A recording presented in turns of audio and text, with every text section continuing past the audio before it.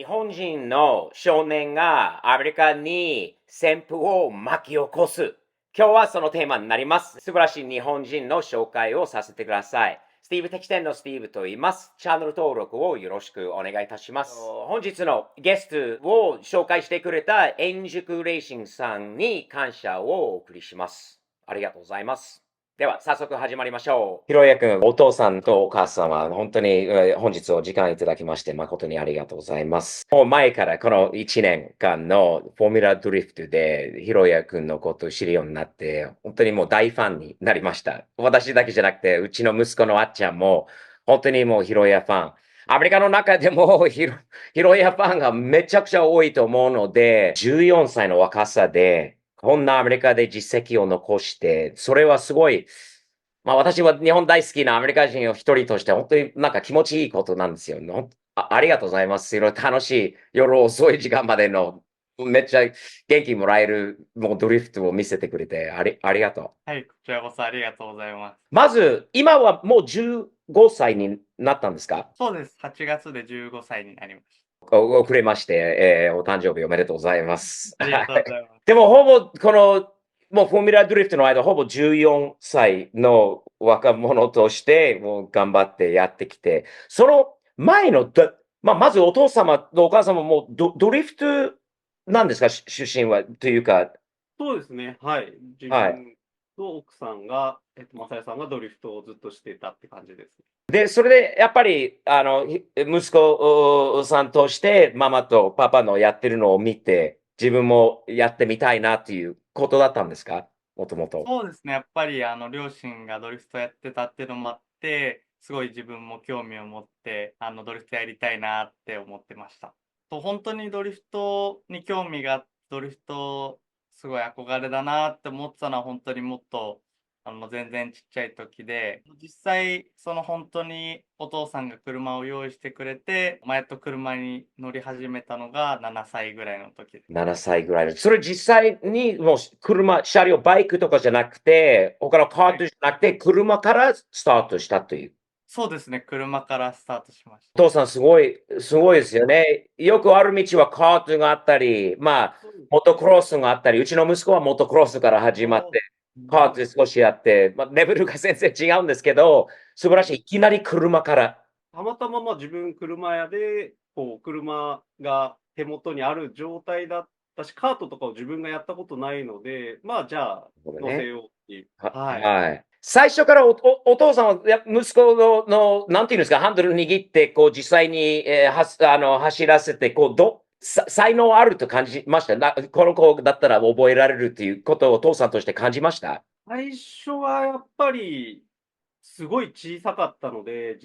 その本当の普通の車が乗れるのかなっていうのはあったんですけど、乗らしてみたら多分すごい本人も興味があって、どんどん上達していったんで、はい、これなら結構いいとこ行けるかなっていうのは思いました。やっぱりできる子とできない子って、もちろんそれでできる子の中でもレベルが全然違うんだけど、すごいなと思うのは、日本にいながら、日本でも学生さんですよね。そうです。学生をやりながら、フォーミュラドリフト、アメリカで1位でもう有名なフォーミュラドリフトに出れるように、あるいはできるように、そのレベルにまではいけるように、何が練習としてトラックを覚えることとかなどもいろいろ、やっぱり新聞もおっさんだからちょっと許してください。いろいろわからんことが多いので、シムレーシングですか？そうですね、やっぱり基本的に、普段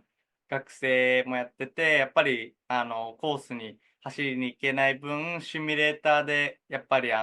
次行くアメリカのコースだったり、他の日本のコースも練習しているっていう形です。マニュアルミッションは、あれ、もしかしたらお父さんから最初に乗らせてもらった車はマニュアル車だったのでしょうか？一番最初に乗り始めた車はオートマ車で、オートマ車で、だいぶ慣れてきた時に、お父さんに、マニュアル車を乗らせていただいたっていう感じです。すごいな。それでマニュアルを覚えて、シムもやるときにマニュアルになるんですか？そうですね。シミュレーターも基本的にマニュアル車で練習します。それで今度、じゃあ、フォーミュラドリフト、アメリカのもうフォーミュラドリフトに出るということが決まって、アメリカに来る前に、それでもう勝負できるように、あれ、やっぱりシミュレーターでそれぞれのコースを入れて練習してきたということなのでしょうか？そうですね。やっぱり他のドライバーは毎戦、今まで走ってきた経験がある中で、やっぱり僕は1年目だったということもあって、やっぱりしっええ。かりアメリカに行く前にシミュレーターで、次行くコースのトレーニングを重ねて、しっかり1回目から勝負できる状態まで、やっぱり練習していきました。初めてアメリカに来る前に、最初のイベントの前に、あはい。れ、どこでしたっけ？ロングビーチになるんでしたっけ？はい、ロングビーチです。じゃあ、その直前のひろやくんのもう準備としては何を、例えばその1週間、2週間、1ヶ月前からはどういう毎日のというか練習ってどういった感じだったんですか？やっぱりシミュレーターでまずロングビーチのトラックをやっぱり何周も走るのと、去年だったり一昨年のそのロングビーチのホームエアドリフトの動画を見返して、やっぱりどういう走りをすればいいのかっていうのを、両親と2人で、3人で見てました。何十回、何百回とかやっぱり走ってシミュレーションして覚えるという。そうですね。やっぱり何周も何周もして走り方をこうした方がいい、こうした方がいいっていうアドバイスをいただきながら、それでええ。どんどん練習していった感じです。すごいなぁ。なんか頑張り屋だなぁ。ほんと素晴らしい。すごいよ。もう理解できるんだけど、ちょっとこの年齢で、そういうこともできる。アメリカから日本のこう離れた一つの海があって、それでも練習ができるという、ね、お父さん、すごい、時代ですよね。そうですね、本当にすごい時代ですよね。なかなか僕、スティーブさんと一緒で50歳なんですけど、昔はやっぱり実際の車で現地に行って練習しなきゃいけなかったのが、今ですよ。そういう時代なんで、はい。もうなんか鳥肌になると考えるとすごいよ。全くたった10年、20年前までこれ全く可能じゃないようなことが可能となって、それを一生懸命頑張ってやった家族、ファミリーのサポートがないと一人ではもちろんできないことだと思う。素晴らしいことだと思う。本当にもうすごいなって頭下げます。すごい、すごいよ。ありがとうございます。じゃあ、それで、やっとじゃあアメリカに行くってなって、最初のロングビーチのためにアメリカにもうアメリカまで来て、その前にもアメリカに来られたことありました？そうですね。2022年と23年のフォームエアドリフトの最終戦に、勉強も兼ねて、お父さんとお母さんと行ったのと、ロングビーチの開幕戦の前に一度だけ、アメリカで乗るマシンのテストに。でも初めてのもう競技としてもイベントでこう来た時に最初どういった印象ピットに入って他のドライバーに会ったり、英語その時もあんまり得意ではなかったのかなまだだったんですかね？やっぱり初めてのアメリカでの大会っていうこともあって、本当にもう行く前からずっと緊張してたんですけど、やっぱり自分がやっぱり夢で走りたかったっていう、ずっと走りたいと思ってたアメリカの舞台でやっぱりロングビーチで走れるっていうのはすごい楽しいことでもあったので、ワクワクと興奮と緊張がすごいずっと合わさってたんですけど、やっぱりいざ本当にコースを走ってみると、やっぱりすごい自分もドリフトが大好きなので、やっぱりアメリカの舞台でドリフトできるということがすごい楽しくて、走り出した後はすごいもちろん緊張もあるんですけど、やっぱり楽しい方がすごい強かったかなというふうに感じます。他の運転手たちと、あれ、どうですか初めて会った時の、まあ多分みんなの、ひろやくんの若さにも驚いたこともあったと思うんですが、どんな感じだったんですか初めてみんなに会ったりした時の。やっぱり本当に日本から僕は行ったというのもあって、やっぱりアメリカの選手の走りだったり、その話したりすると、すごい新しい考え方が自分にもやっぱり生まれてくるというか、今までは YouTube でしか選手の走りを見れてなかったのが、やっぱり現地に行って、そういうアメリカの選手の走りだったり、えアメリカの選手のインタビューというのを聞くと、やっぱりすごい自分のドリフトに対する考え方もすごい変わったなっていう風に感じます。日本と違うんですかやっぱり考え方というか、アピールの仕方というか、まあ、他に多分日本のドリフトとアメリカのドリフト、いろいろな違いがあると思うんだけど、その時点で気づいた目立ってたことが何があったんですか？これは日本と違うなーっていう。日本のコースだと、やっぱりアメリカのコースに比べて、やっぱりボールが少ないというのもあって、やっぱり最初に行った時に、壁にどうやって自分が寄せて美しく走れるかっていうのが、やっぱりずっと日本を走っていて、最初にアメリカに行った時に、やっぱり壁の量だったり、壁の高さにすごいびっくりしたんですけど、他の選手の走りを研究して、どうやったら壁沿いをうまく走れるかっていうのを他の選手の足を見てたんですけど、やっぱりそれがすごい選手によってもどうやって壁沿いを走れるかが違って、で、それをちゃんと研究して、自分にもしっかり取り入れたいな、最初思ってたので、やっぱりそこは